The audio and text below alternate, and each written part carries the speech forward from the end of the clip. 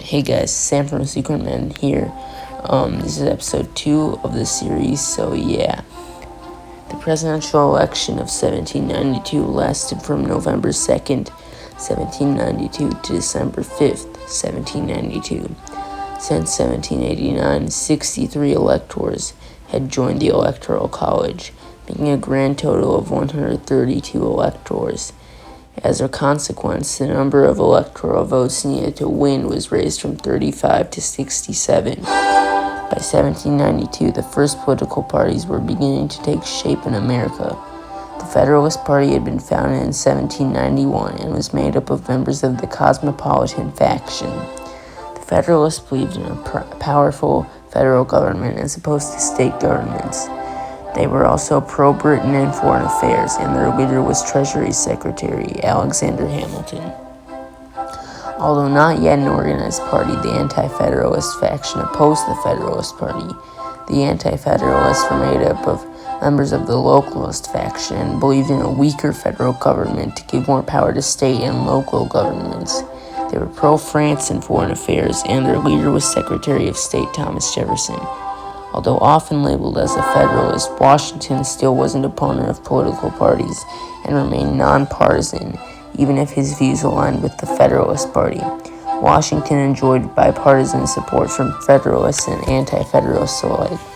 Once again, Washington was practically guaranteed the presidency, and the real contest was in the vice presidency. This election had a significantly lower number of candidates than 1789. The Federalists rallied support for Vice President John Adams, while the Anti-Federalists supported Governor of New York George Clinton. The results: once again, Washington won unanimously. He received votes from all 132 electors and gained 28,579, or 100% of the popular vote. Washington won every state in the Union, including his victories from 1789, as well as Vermont and Kentucky, which had been admitted as states. North Carolina, Rhode Island, and New York also voted for the first time and gave their electoral votes to Washington. Once again, John Adams came in second place. This time, Adams received 77 electoral votes, securing his re-election. Adams won votes from the states of Massachusetts, Pennsylvania, Connecticut, Maryland, New Jersey, South Carolina, New Hampshire, Rhode Island, Delaware, and Vermont. Clinton received 50 electoral votes, coming from Virginia, New York, North Carolina, Georgia, and Pennsylvania.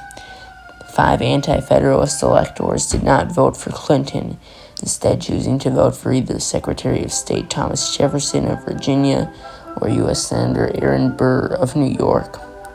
Jefferson received 4 electoral votes from Kentucky, and Burr received 1 from South Carolina.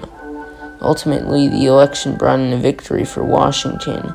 This was the last election in which a candidate was elected unanimously. This was also the last election before the rise of the Democratic-Republican Party, which would dominate the political stage for the next 35 years. Thanks for watching. I hope you enjoyed. There probably won't be anything until the very least the morning, because it's 1:30 right now and I'm pretty tired, so I'm going to go to sleep. But yeah, don't forget to check out the Discord server. I'll link it in the description, and thanks for watching. See ya.